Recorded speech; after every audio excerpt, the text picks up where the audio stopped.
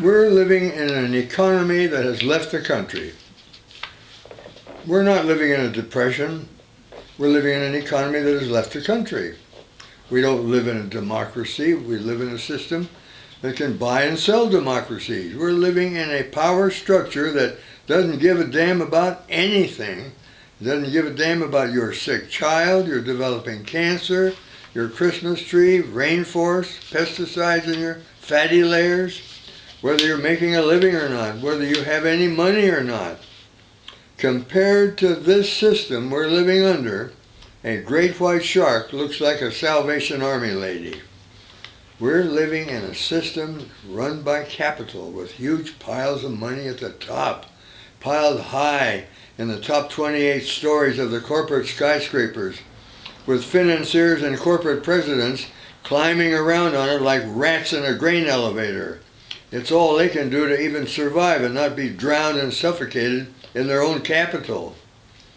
Capital is like a whole new element for the periodic tables, the one that has a half-life of 800 billion years, and can kill when you just look at it.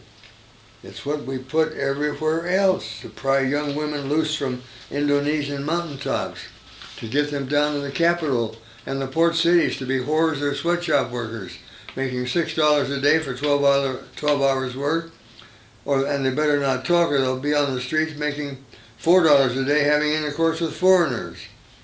We're in a country where the jobs aren't coming back. We're living in a country where the main qualification to be a newspaper reporter or a newspaper editor is to have a certificate to prove that you are a congenital liar. We're in a country where the only thing that changes is the amount of Vaseline that is used during election years. We're living in an economy where your decent wage was a menace to the system. It made our country's capital so weak that we might become prey to communism. So it's important that millions of us die, and the sooner the better. So there's room in Antarctica and the South Pacific to grow mushroom clouds the year round.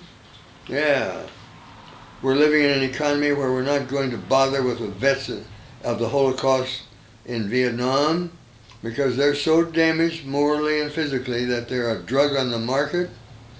We live in what's left of a country that gives us two parties that want to take over the world and show a decent return to the Wall Street Journal, so the Wall Street Journal can stay in business, mumbling about good times.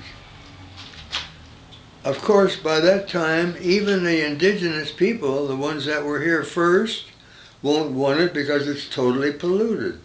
And even the wetbacks from Mexico don't dare come here anymore. It's better to live for 5 or 10 years in a deserted Mexican village and at least enjoy listening to trumpets and guitars before half of you have to be buried under the wreckage from the United States, that greatest human sausage maker the world has ever seen. We're not living in a depression.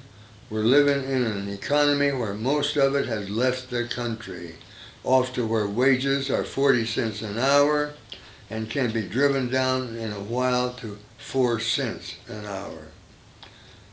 We're living in a country where our politicians can't even spell the word honesty. Never once have they stood up straight and told the country what we're really all about. The domination of the world, every last cork-soaking, sheep-dipping, preacher-frigging corner of the world. No. You never heard any of them say that. But you've read this. Now you know. July 1993.